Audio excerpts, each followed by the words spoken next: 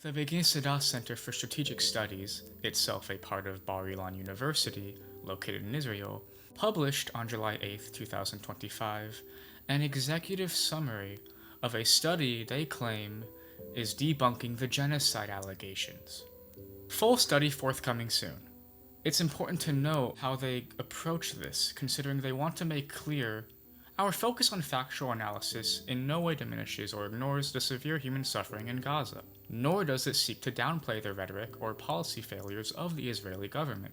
That is their own words. With a carefully crafted tone of objective detachment, this piece is meant to be a rational response to an emotionally reactive world towards the tragedy unfolding in Gaza. It's for this reason mainly, the fact that they are propagating these narratives under the guise of academic rhetoric and scrupulous analysis, that I want to go through this and refute each supposed finding.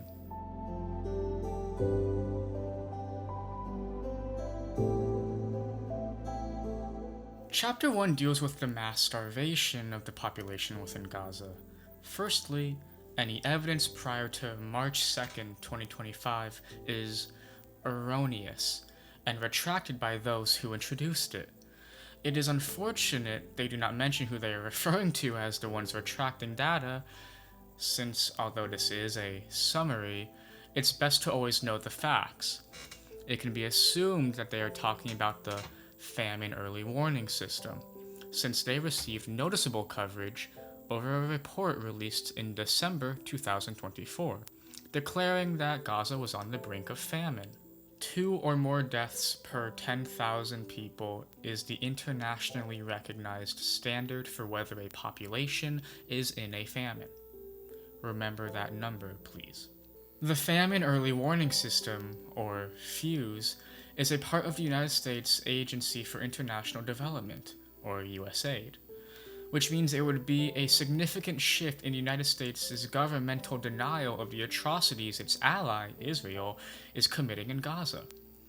This is also why, after the report came out, the US asked for its retraction. And of course, they complied. Now, the reasons could have been justifiably data-driven concerns over whether FEWS was accurate. In that case, why would a more recent Global Food Security Update, which is published by FEWS, based on information available as of May 12, 2025, still show Gaza's concern level be at a level only comparable to the country of Sudan? They've conveniently obscured any data, since that data might be tainted, of course, according to the US government higher-ups. Despite that, the only country on the list in the middle of an actual famine, Sudan, is the only country equivalent in scale to the simultaneous situation in Gaza, according to this report. In fact, the very opening of page 2 of the entire report has the subheading, "Starvation persists in Sudan and re-emerges in Gaza." In their most recent update, a month later, from June 2025, the comparison makes the front page itself as the title, "Amid many complex crises, elevated response needed in Sudan and Gaza." This June report, their most latest and detailed version, breaks down exactly how they get their data and summarize efficiently how it leads them to conclude their findings. One of those sources, considered anecdotal because it comes from the Gaza Media Office, reported 326 deaths due to malnutrition and lack of food and medicine over a period of 80 days. That is over 4 deaths a day, double the required amount necessary to declare famine. If half of those were only food related and the other half only related to medicine, without any relation to nutrition, then it would still be a famine with over 2 deaths a day per 10,000 people. Maybe you don't trust those numbers either. Well, although not for an extended period of time, the FEWSnet report also cites the Euromed Human Rights Monitor, which documented the deaths of 26 Palestinians, including 9 children, in just 24 hours. 26, including 9 children, in just 24 hours. If you forgot what this section is responding to, it was the claim by the executive summary of a study that prior to March 2nd, any claim to starvation was erroneous. Well, all the data since then seems to simply confirm what was being claimed prior to March 2nd. So I guess the claims were accurate after all, even if the data wasn't 100% verifiable.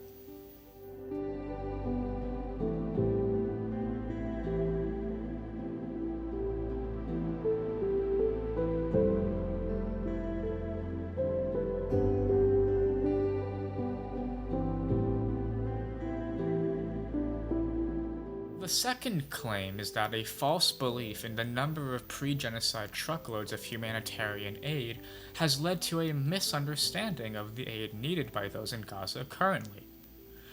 According to this executive summary, any claim of 500 trucks before October 7th, 2023 is just untrue.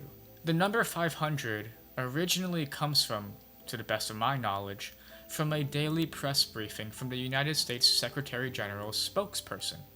Pretty large mouthful. Who knows where they got the number from anyway.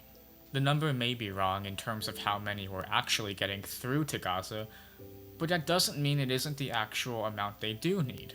The United Nations Under-Secretary General for Humanitarian Affairs and Emergency Relief Coordinator, back in 2009, stated, "On good days, 120 truckloads of goods get into Gaza, but the normal daily requirement, including commercial traffic, is a minimum of 500. So this executive summary, bragging about how life expectancy rose throughout 2006 to 2022 because it increased from 71.4 to 72.5 for males and 72.5 to 75 for females, doesn't really matter too much when only 3% of the entire population is able to say that they lived that long." One study from 2021 involving 511 older adults, meaning 50s or older, found that 45% of older people surveyed were going to bed hungry at least one night per week. The United Nations compiled data which concluded that 73% of Gaza households reported having received humanitarian assistance in the 6 months prior to the data collection, which was from January 2023, of which 94% were food assistance. So, this idea that Gaza was not on the brink of collapse because certain trends were moving in a positive direction is immediately refuted by the clear struggle most in Gaza were facing. 73% of households received aid, nearly all of which was food. It doesn't seem to me just because trucks weren't at the 500 per day mark before October 7th doesn't mean that it shouldn't be today. Clearly, there was still immense struggle beforehand. They used this argument to claim that the Integrated Food Security Phase Classification, or IPC, made inaccurate calculations which were widely disseminated in the media. But I just showed you so much data, sourced from elsewhere, that it doesn't matter. We see how volatile the anti-genocide defense is here because even as an academic study executive summary with supposed data backing it up, it's glaring how much data it carefully ignores. The data that was from 2022, before the ongoing escalation, shows how much the people of Gaza were being starved en masse. Following this is the claim that media outlets suggested more food was locally produced before October 7th than actually was, which inflated claims of starvation. Once again, I believe all that needs to be said is, even if it was true, which I'm willing to believe, it doesn't matter since they were still struggling back then and dying from a famine now. About it, and I want to tell you something really from the deepest bottom of my heart. At this moment, my message to the world, especially to the world, because the citizens of Israel know my opinion, and that's why I came here today, is I don't care about Gaza. I literally don't care. For all I care, they can go out and swim in the sea. I want to see dead bodies of terrorists around Gaza. That's what I want to see. I care about only three things. The first thing is I care about our soldiers, our dear, precious soldiers that danger their life every day and every night for the state of Israel. I care about the kidnapped men, women, and children that are now being abused and tortured in ways that no one can even comprehend. And I care about the one thing that will have to be, and this is killing and destroying Hamas from the face of the earth, so the population of Israel won't live next to this kind of terrorism anymore. That's a really strong. What deserves focus next is what they consider enough food during the initial escalation. They state that 82 trucks a day would have been enough to match the pre-October 7th food supply. Regardless of their calculation, it has already been established the food supply should have always been larger. Next is that during the January ceasefire, over 6 months worth of food was delivered, which is true. I can verify it with the United Nations themselves. They bring up further corrections that the United Nations had to make with certain data issues, though that should lead further credence to the legitimacy of United Nations reports. When Israel is genuinely able to correct something, they acknowledge and follow through on that correction. Still, complaints from this executive summary continue from the lack of reporting over this correction, or a statement made to bring further attention to the correction. I can understand that contention since it does imply possible errors unnoticed elsewhere. However, I have already shown you data from the United States government and Europe, in addition to the United Nations, which is why there is so much further credibility to the reality that Gaza is being starved. Following this, they make a point to strongly criticize the Israeli government's decision in March 2025 to halt aid supplies to Gaza, notwithstanding the systematic looting and profiteering of aid by Hamas. Now, the United Nations, as recently as May 28, 2025, has countered those statements. Israel has publicly claimed that the United Nations and non-governmental organizational aid is being diverted by Hamas, but this doesn't hold up to scrutiny. We do not have evidence that aid coordinated through credible humanitarian channels has been diverted. This sentiment is once again shared by the United States. As reported on by the Washington Post, looting has become the greatest obstacle to distributing the limited aid that does make it in, according to a US official who added that Hamas is not behind the attacks. Even worse, the Times of Israel, an Israeli-based news organization, reported that the Israeli government began giving weapons to organized groups opposing Hamas who are actually behind looting aid trucks. Despite evidence pointing to Israeli-backed forces being the primary party looting, the executive summary continues. The challenges of ensuring aid reaches Gazan civilians without being seized by Hamas persists. What blatant regurgitation of imperialist propaganda. There is no critical thinking whatsoever.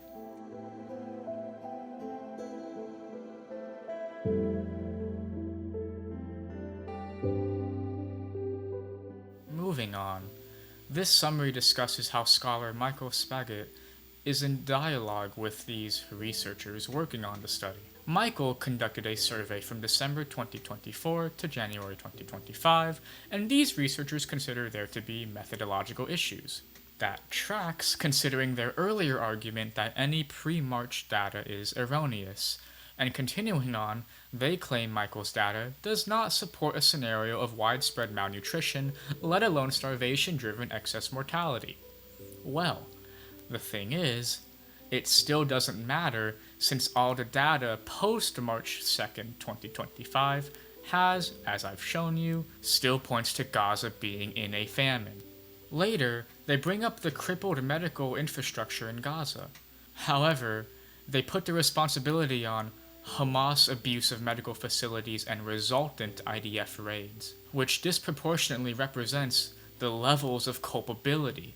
Furthermore, one of the biggest allegations of underground tunneling by Hamas has not been able to be verified by international journalists. Evidence released by Israel has also been debunked, such as when the Israeli military has conceded a video it released claiming to show Hamas built tunnels underneath a southern Gaza hospital actually shows different buildings, and it turned out to be a school. These authors of the summary then state that they are deferring any judgment on shooting incidents related to aid distribution, primarily Gaza Humanitarian Foundation aid shooting related incidents. To them, the data just isn't concrete enough yet, so their follow-up update will hopefully cover it.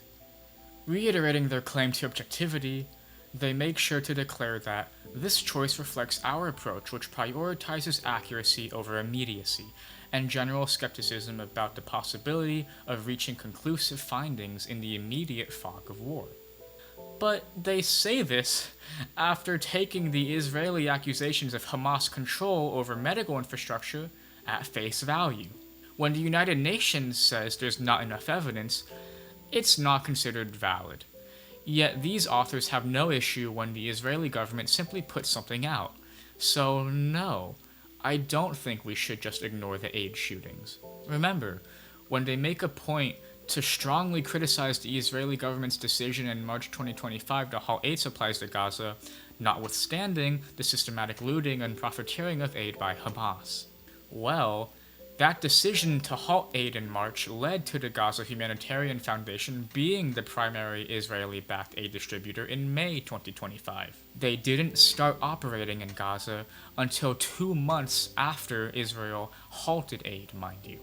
Now, these shooting incidents being referred to are cases of IDF killings of over 800 Gazans seeking aid since May 27th. That is barely over a month by this point. Any claims by Israel that it was due to chaos from the overwhelming number of Gazans flooding the aid centers should immediately be met with the response, "They were starving because you halted aid for 2 months." If Hamas gets blamed for IDF destruction of hospitals due to alleged control, then the Israeli government certainly gets blamed for these aid shootings.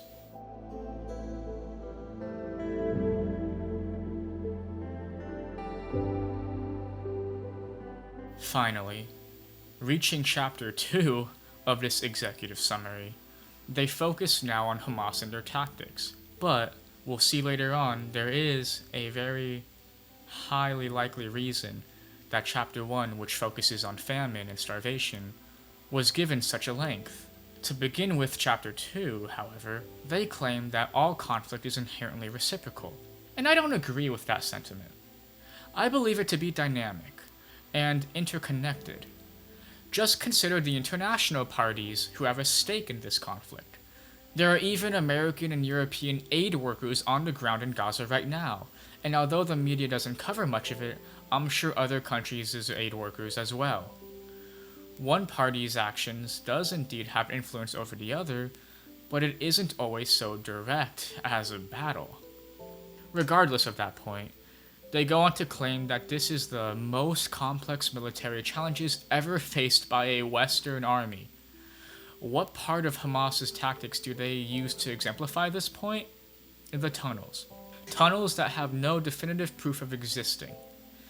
The next point is that Hamas has used human shields, which once again has been rebuffed by the United Nations, reporting, "In most instances, the IDF did not offer substantial evidence to support their allegations, and we have not been able to separately verify them."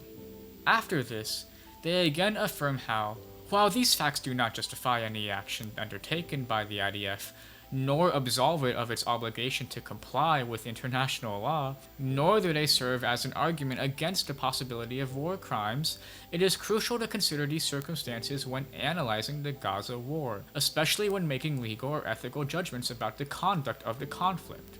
These aren't the only circumstances, though. That's the problem. It is being presented as a fact-finding, truth-telling voice in a storm of opposition, but they are the ones ignoring the data, sidestepping oppressed voices, the voices of a population experiencing genocide.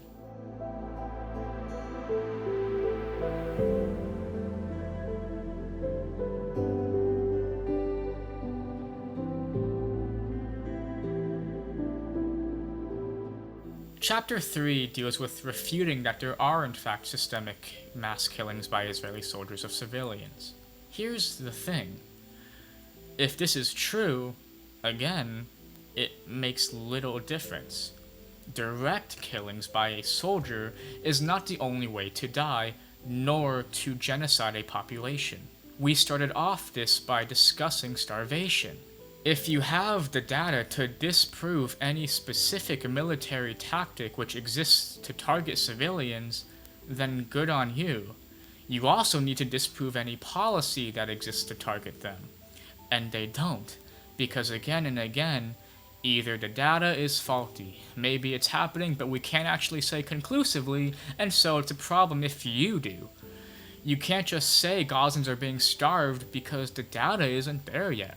But one way or another, they are dying, and the power lies with the military force of Israel with Western nations' supply. Now, they do contend that there is credible forensic evidence for possible atrocities committed by IDF soldiers during the March 2025 attack on paramedics in Tal al-Sultan, a case that we examine in detail. But don't include any of that detail here in this summary. After this bit, they continue to rebuttal claims they state are dubious in nature involving Israeli responsible shootings.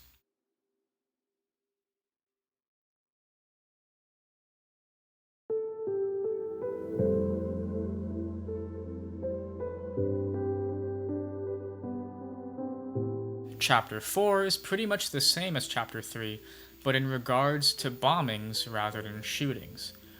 At this point, we need to respond to much of the next half as a whole because it deals with data and reliability. Chapter 5 contends that it is irresponsible for organizations such as the UN to use reports from Hamas. The first example being the health ministry's reporting, since of course, the ministry is directly controlled by Hamas. Now, it's not the first time, but apparent is a double standard. How can Hamas's reports be untrustworthy while Israel's, a party to the conflict, be trusted? To give some reasons, they continue with the supposed revelation that, by analyzing original Hamas documents, we demonstrate that since 2014, Gaza authorities have mandated the classification of all fallen combatants as innocent civilians, which would be cool to see if they actually included the data in this executive summary, but I suppose we just have to take their word for it. Actually, because I care about having a well-rounded understanding, I looked up this claim and found an article from the AP repeating it back from 2023. So it's weird that they phrased it as if they were making some unprecedented claim here. The UN is aware of this as well, and the article lets us know that becomes clearer after the dust settles, when the United Nations and rights groups investigate and militant groups offer a tally of members killed. Then, using the Gaza Ministry's own data, the authors of this summary argue that this current genocide is no worse than the 2014 Gazan war, and that claims of 70% of casualties being women and children are false. I know I have gone on again and again with this point, but to claim that this is a debunking of genocidal intent by one side of the conflict would be a non sequitur. Multiple, verifiable reports of famine have continued to come out of Gaza through independent sources. If they aren't distinguishing between fighters and civilians, I wonder which are the ones being marked as having starved on their death certificate. That's just me. And then Chapter 6. They argue that the findings by agencies connected to the United Nations and human rights organizations have problematic data. That is a major reason why in this response, I have used primary sources as much as possible. One problem here is that Unlike their skepticism of Hamas data, they can't just give an example for why the United Nations would have issues related to the current genocide. They're forced to resort to their original tactics of criticizing early calls to what may be occurring. FuseNet shouldn't have called it a famine before March 2nd because the data wasn't good enough yet. The United Nations can't be considered a verifiable source right now because we need to see what data is available once the conflict is over. To illustrate this point, they bring up a phenomenon they term the humanitarian bias, with an example from the 1990s. Essentially, in 1995, the United Nations Food and Agriculture Organization released a report that claimed a significant increase in child mortality under American sanctions of Iraq. This was retracted in 1997. All of the data I have shown you is accessible publicly, and you can verify it for yourselves.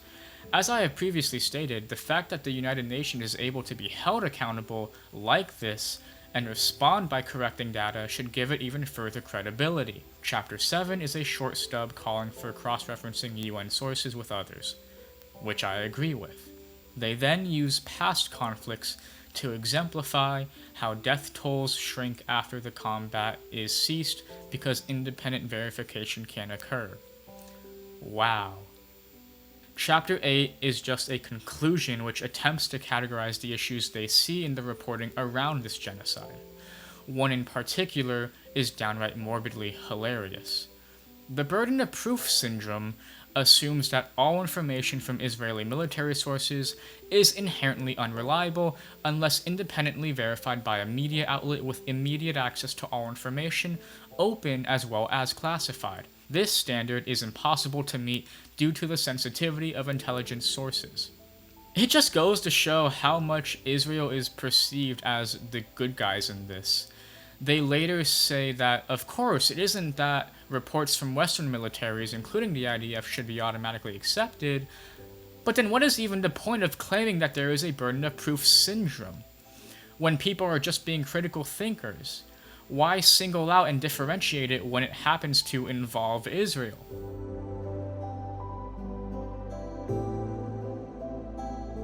So for us to finally debunk this executive summary's entire premise outright, we need to establish what has been so far. The largest chapter was the first one, and even as such there is little that could be said about data after March 2nd, 2025. With data not exclusive to the United Nations, but in addition, there is evidence of a devastating famine.